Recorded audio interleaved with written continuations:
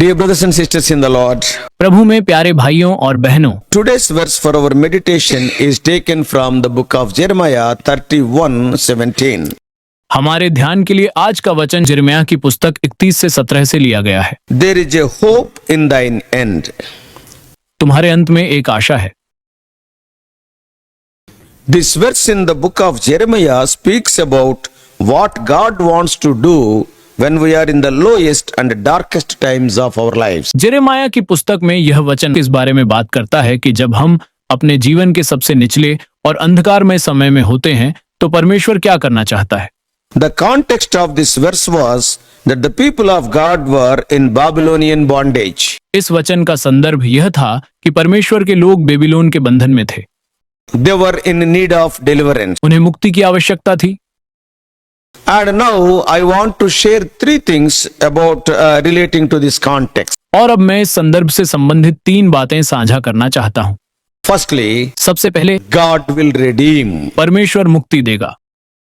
After going through a cycle of good kings and bad kings and smart decisions and stupid decisions, अच्छे राजाओं और बुरे राजाओं और चतुर निर्णयों और मूर्खतापूर्ण निर्णयों के चक्र से गुजरने के बाद the Israelites and the Jews ended up in Assyrian and Babylonian exile respectively. इजरायलियों और यहूदियों को क्रमशः अशूर और बेबीलोन के निर्वासन में जाना पड़ा। And the kingdom of Israel has gone into Assyrian captivity in 722 BC. और इजराइल का राज्य 722 ईसा पूर्व में अशूर की कैद में चला गया।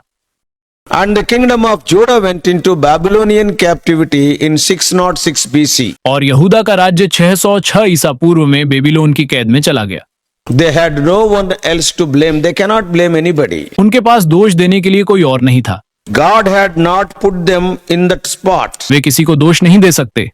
The children of God had only themselves to blame for where they were. They have to blame themselves. परमेश्वर ने उन्हें उस स्थिति में नहीं डाला था। परमेश्वर के बच्चों को केवल खुद को ही दोषी मानना चाहिए कि वे कहाँ थे। How the life was treating them. Yes, they have to blame themselves. जीवन उनके साथ कैसा व्यवहार कर रहा था, उन्हें खुद को दोषी मानना चाहिए। When we are in the middle of a valley of despair, it is easy for us to blame God. जब हम निराशा की घाटी में होते हैं तो हमारे लिए परमेश्वर को दोष देना आसान होता है।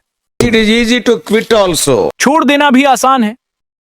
It is easy to do a lot of things other than trusting God for deliverance. उद्धार के लिए परमेश्वर पर भरोसा करने के अलावा बहुत सी चीजें करना आसान है, But this is not correct. लेकिन यह सही नहीं है। We have to cry out for deliverance and He will gather them. हमें उद्धार के लिए पुकारना होगा और वह उन्हें इकट्ठा करेगा। That is what Jeremiah 31:10 says. यही यिर्मयाह 31:10 कहता है। He will redeem Jacob from the enemy's mighty hand. वह याकूब को शत्रु के शक्तिशाली हाथ से छुड़ाएगा। That is 31:11. यह 31:10 है। So God declared that there was hope for them. इसलिए परमेश्वर ने घोषणा की कि उनके लिए आशा है And their children can return to their own land. और उनके बच्चे अपनी भूमि पर लौट सकते हैं। Now this is what we read in the verse for our meditation today. अब यही हम आज अपने ध्यान के लिए पद में पढ़ते हैं। These words of restoration all of us need in our life. पुनर्स्थापना के ये शब्द हम सभी को अपने जीवन में चाहिए। You may be thinking that I do not need these words today because I am sumptuous. आप सोच रहे होंगे कि मुझे आज इन शब्दों की आवश्यकता नहीं है क्योंकि मैं बहुत बढ़िया हूँ। But there will come a time for all of us that we need these words desperately. लेकिन हम सभी के लिए एक समय आएगा जब हमें इन शब्दों की सख्त जरूरत होगी। Tomorrow you may face a peril. Who knows? कल आपको किसी संकट का सामना करना पड़ सकता है, कौन जानता है। Believe in His deliverance. उसके उद्धार में विश्वास करो। Therefore, the first thing you should know is that God will redeem. इसलिए पहली बात जो तुम्हें जाननी चाहिए वह यह है कि परमेश्वर छुड़ाएगा। And secondly, और दूसरी बात, God knows our pain. परमेश्वर हमारा दर्द जानता है। These verses speaks of the pain of the children of God. ये पद्य परमेश्वर के बच्चों के दर्द के बारे में बताती है।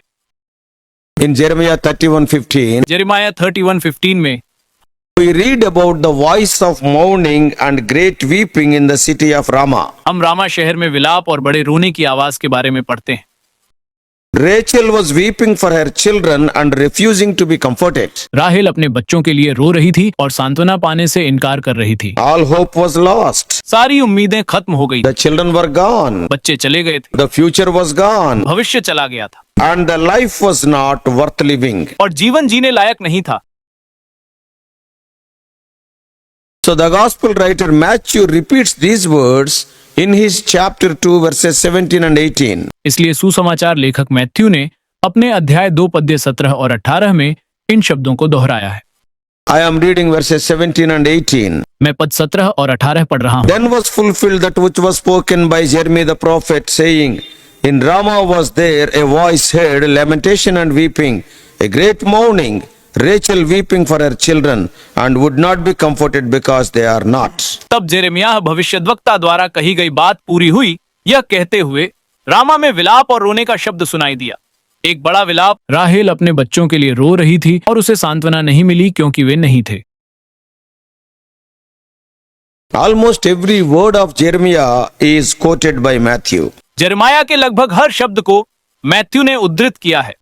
We all know that Matthew quoted Jeremiah's words in relation to the execution of the voice of King Herod. हम सभी जानते हैं कि मैथ्यू ने राजा हेरोदेस की आवाज के निष्पादन के संबंध में जेरेमाया के शब्दों को उद्धृत किया। Yeah, Herod has given a commandment to kill all the male children 2 years old and under in the area of Bethlehem. हेरोदेस ने बेथलहम के क्षेत्र में 2 वर्ष और उससे कम उम्र के सभी लड़कों को मारने का आदेश दिया है। Since the wise men from the east had not returned to Herod, in a mood of anger and his own fear, he gave that order. क्योंकि पूर्व से आए बुद्धिमान लोग हेरोदेस के पास वापस नहीं आए थे, इसलिए क्रोध और अपने डर के मूड में उसने वह आदेश दिया। Oh, the tragedy was inexplainable. यह त्रासदी समझ से परे थी।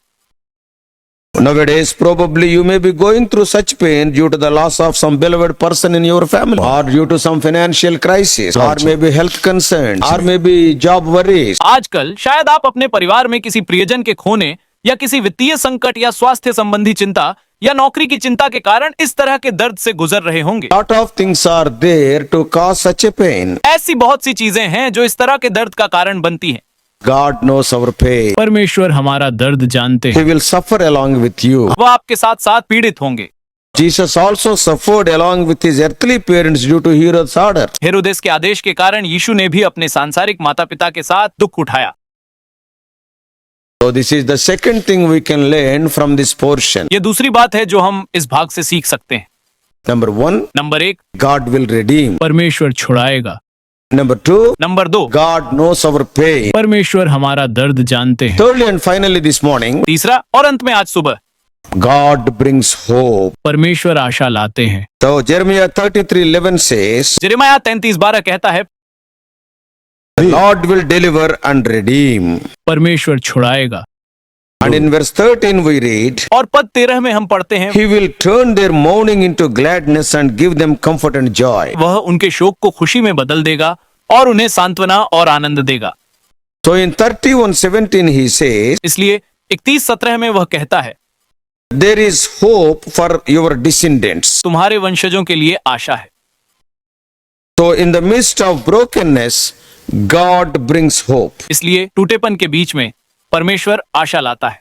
So today before I close, इसलिए आज समाप्त करने से पहले I ask you a question. मैं आपसे एक सवाल पूछता हूँ। Today are you like the people of God who were in captivity? आज क्या आप परमेश्वर के लोगों की तरह हैं जो कैद में थे? Are you going through any pain? क्या आप किसी दर्द से गुजर रहे हैं? Are you looking for the person who can understand your pain and redeem you? क्या आप ऐसे व्यक्ति की तलाश कर रहे हैं जो आपके दर्द को समझ सके और आपको छुड़ा सके? Then look unto Jesus. फिर यीशु की ओर देखें। He only can give hope to you. केवल वही आपको आशा दे सकता है। Trust Him उस पर भरोसा रखें and He will give peace. और वह शांति देगा।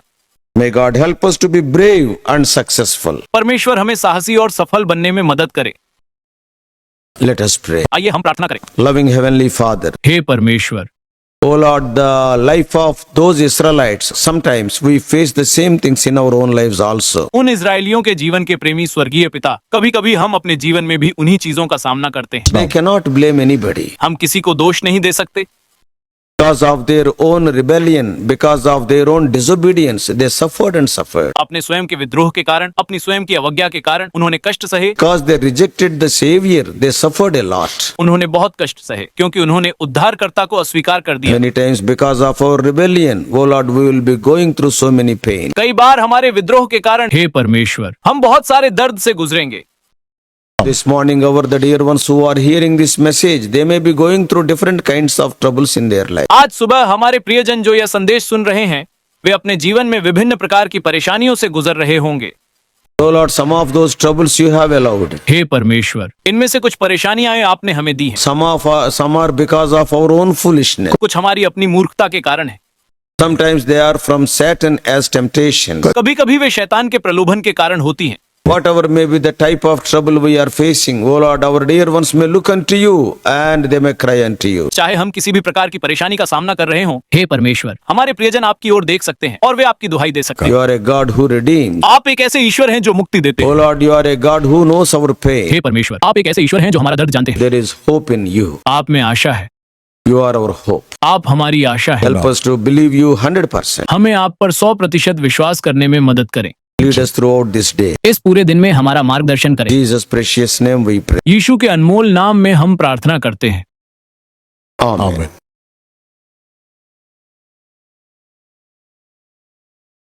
God bless you all.